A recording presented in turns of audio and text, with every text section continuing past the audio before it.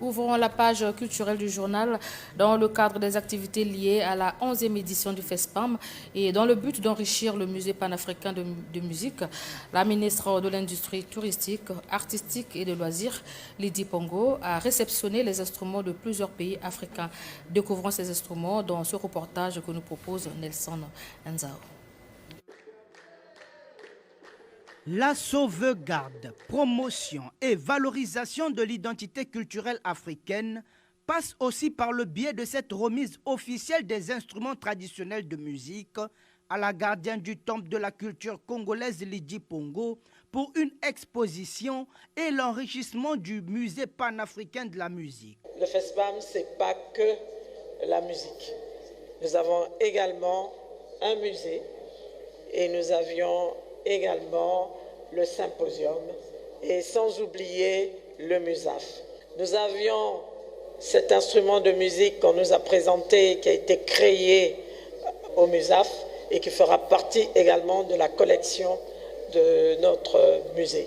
Cette collection a été enrichie par plusieurs pays, dont le Maroc.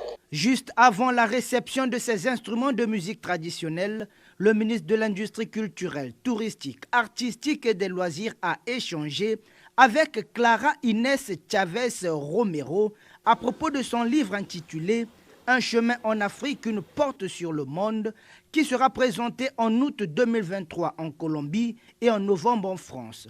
Cette actrice culturelle qui se dit congolaise et militant pour la valorisation de la culture congolaise n'a pas hésité de saluer les efforts du président de la République et du ministre Lydie Pongo pour le retour du FESPAM.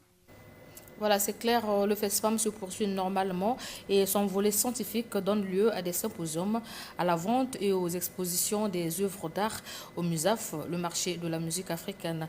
Au Palais des Congrès, l'ancien ministre de la Culture, Léonidas Motom, a animé un panel autour de la loi qui porte son nom et sur le statut des artistes congolais. Reportage Edvel d'Élise Mampas. C'est en sa qualité d'initiateur de la loi portant statut de l'artiste au Congo que Léonidas Karel Motom Mamoni a expliqué aux festivaliers l'impact de cette loi dans l'écosystème culturel congolais, conformément à la thématique de ce panel. Cette loi permet désormais aux artistes de profiter de leurs œuvres, mais il reste à la vulgariser et à élaborer ses tests d'application. Pourquoi nous avons proposé la loi? Pourquoi l'importance de la loi? Eh bien, la loi nous permet de poser les bases de la construction d'un secteur culturel qui doit contribuer au fond au développement économique de notre pays. Nous pensons qu'il est temps que nous puissions lier le secteur culturel au développement économique de notre pays.